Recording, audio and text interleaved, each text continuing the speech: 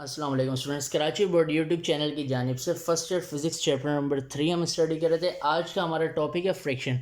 Friction क्या है? When one body is dragged over the other surface, यानी जब एक बॉडी को हम क्या करते हैं, घसीटते हैं किसी सरफेस पर, तो क्या होता है, द रिएक्शन फोर्स, तो रिएक्शन के तौर पे एक फोर्स लगती है, उस फोर्स का नाम होता है फ्रिक्शन।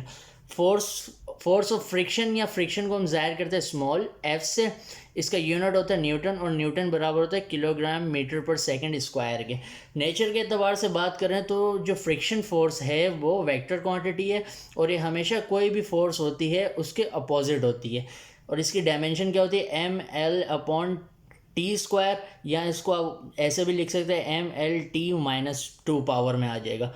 अब टाइप्स ऑफ फ्रिक्शन देखें तो फ्रिक्शन की बेसिकली कितने टाइप्स हैं? फ्रिक्शन की दो टाइप्स हैं, एक स्टैटिक फ्रिक्शन है और एक डायनामिक फ्रिक्शन है।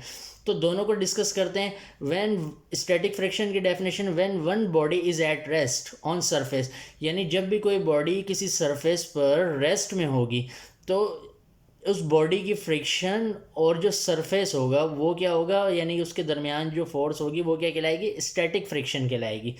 डायनामिक फ्रिक्शन क्या होती है? डायनामिक फ्रिक्शन का याद रहे दूसरा नाम होता है kinetic friction. Friction between body and surface when it is in motion, जब ये मोशन कर रही होती है यानी कि मूव कर रही होती है कोई भी बॉडी, तो सरफेस और बॉडी के दरमियान जो फ्रिक्शन होती है उस फ्रिक्शन को कहते हैं डायनामिक फ्रिक्शन या काइनेटिक फ्रिक्शन। अब डायनामिक या काइनेटिक फ्रिक्शन की मज़ीद दो टाइप्स आ जाती हैं। तो उससे पहले मैं आपको एक चीज़ बताता चलूँ। MCQs में आपसे पूछता है कि भाई स्टैटिक फ्रिक्शन जो है वो ज़्यादा होती है किससे, डायनामिक फ्रिक्शन से, तो आप बता सकते हैं। तो इसको ऐसे भी लिख सकते हैं FS, स्टैटिक फ्रिक्शन जो है वो ज़्यादा होती है किससे, काइनेटिक फ्रिक्शन FK से। ठीक है, तो ये याद रखिएगा।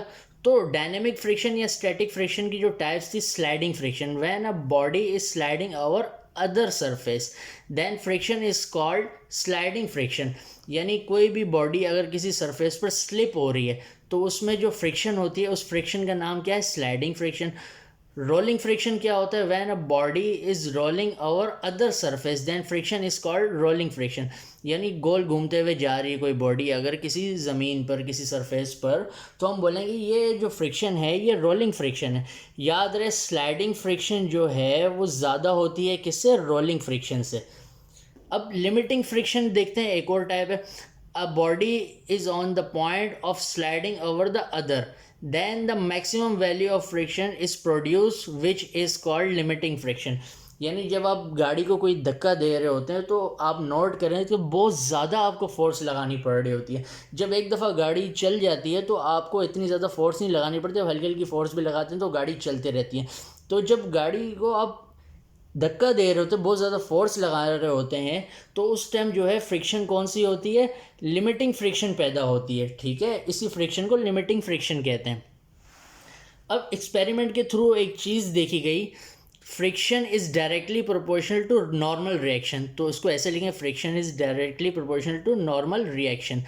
अब ये जो साइन है प्रोपोर्शनैलिटी के, जब भी हटता है तो दो काम होता है, इक्वल और कांस्टेंट लिखते हैं। अब यहाँ पे कांस्टेंट क्या है, कांस्टेंट है म्यू, और म्यू को क्या पढ़ते हैं, कोफिशिएंट ऑफ फ्रिक्शन। अब यहाँ से आप क्या करेंगे, आर जो है मल्टीप्लाई और म्यू के साथ उधर जाके डिवाइड हो जाएगा। ठीक है, तो उसको सीधा करके आप म्यू का फॉर्मूला देख सकते हैं। म्यू बराबर होता है force of friction upon normal reaction के। अब इसका कोई यूनिट नहीं होता, क्यों? क्योंकि ये रेशो है, अच्छे से याद रहे आपको। आई होप समझ में आया होगा आपको ये पूरा लेक्चर। वीडियो को लाइक करें, शेयर करें और हमारे चैनल को सब्सक्राइब करें।